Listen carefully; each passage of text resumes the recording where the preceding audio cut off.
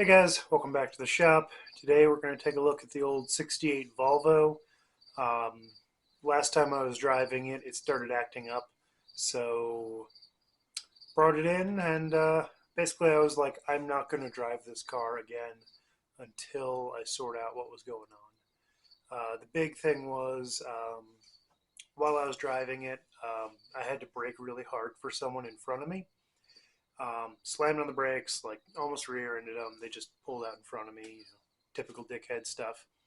Anyway, um, I had absolutely no power after that. I thought maybe fuel sloshed out of the bowls and I wasn't getting any fuel to the carburetors. Um, but then, so I could barely get it going, and like I had to downshift to second gear, and most I could do was like 15 miles an hour. It was terrible. Like it was just struggling really hard. So, but then I got to a red light. I had my hazards on, no way to turn off. Um, Light turned green. I put it in first and drove completely normally. So no real issues there. But I was nervous. Um, then got to my destination. I noticed my driver's side front wheel was a little hot. So it looked like that brake rotor might have been sticking, or that caliper might have been sticking. And then after letting it sit for a while, started driving. First time I pumped the brake, it went to the floor. Then the second time, back to normal. And then the entire drive home, completely normal. So there's something wrong with my brakes. So we're going to jack that car up. We're going to take the wheels off and we're going to look at it. My sneaking suspicion is that it's something to do with the front.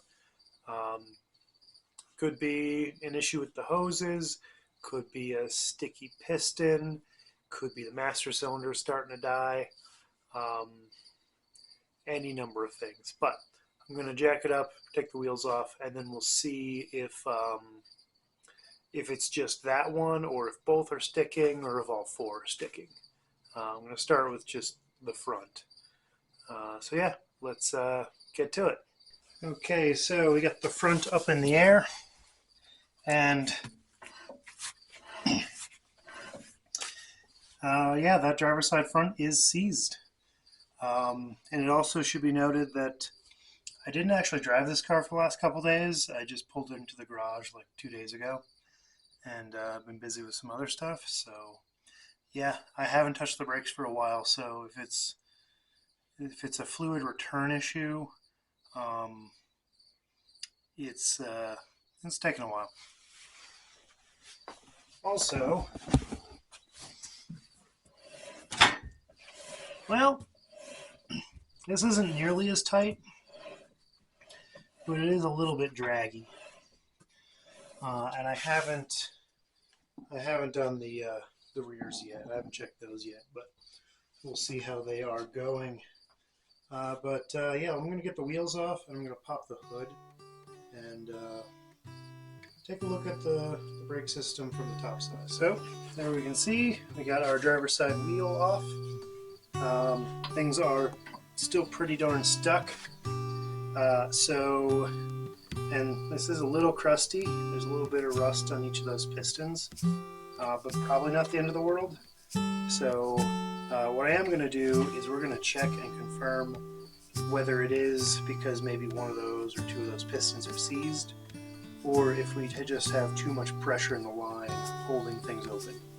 So if we've got pressure in the line, I'm going to crack this bleeder, and if stuff comes out and we can spin the rotor again, then we know our issue is going to be hydraulic. If not, then it's probably going to be a seized piston, and then I'll have to rebuild the brakes. So take that, we'll crack that.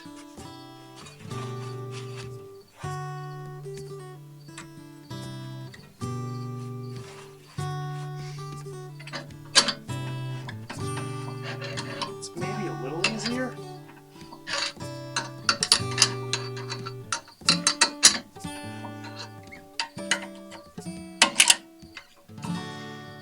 Interesting. Well, nothing's coming out. So it's not a good sign. I'm going to try these other bleeders. Anything? Nothing.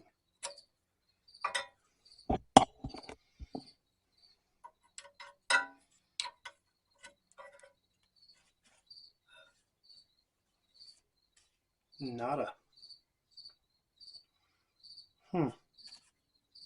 Well, so what I'm going to do is I'm going to probably grab some channel locks, see if I can just squeeze against this and push one of those pistons in.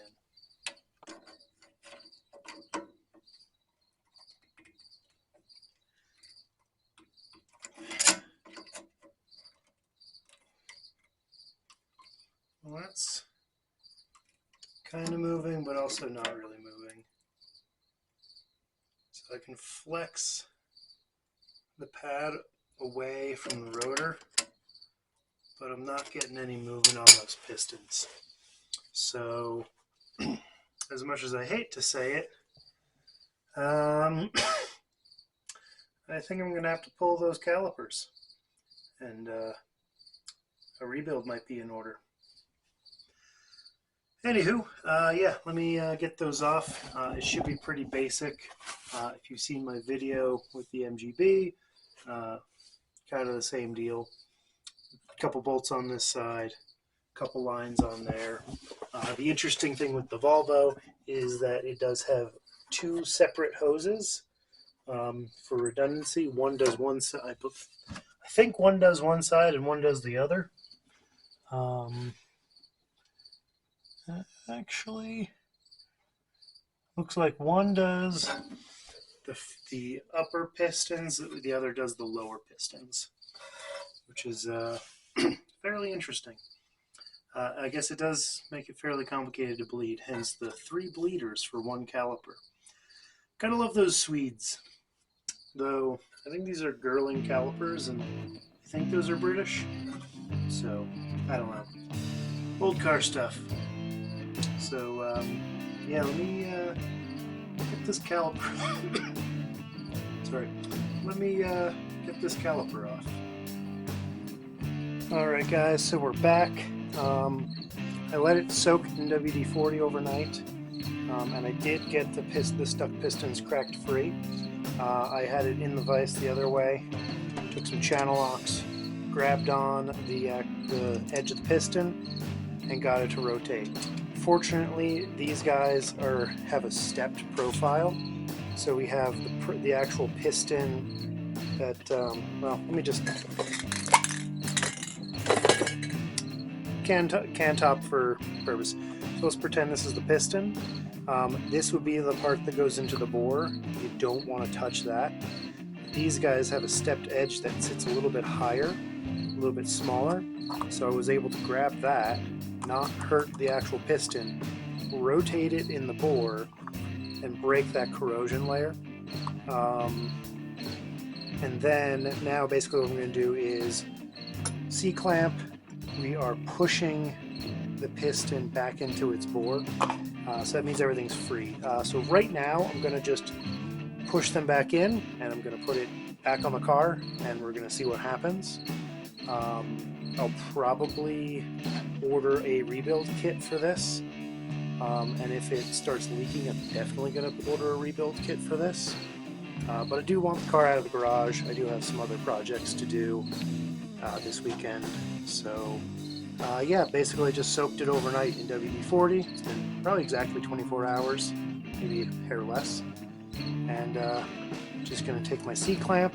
You can hear that popping noise. That was it settling into place. And it's also pissing out fluid through some of the holes, because obviously there's not. I took one bleeder out, and there's no hoses connected. So this fluid is pretty gross. I probably should have changed it when I first got the car, but I was excited to just get it running and driving, so I didn't. But anyway, that is the pistons. back in their bore. I'm not sure if you can see, but yeah, you can see. So this edge right here is the stepped area. So that's actually what I grabbed, like so. And that means I'm not actually hurting the rest of the piston. But rebuild kit for this, assuming the pistons were good, isn't too bad. I think it's about 20 bucks. If I do need pistons, it's about 50 or 60 bucks, and it comes with all four, and that's per side.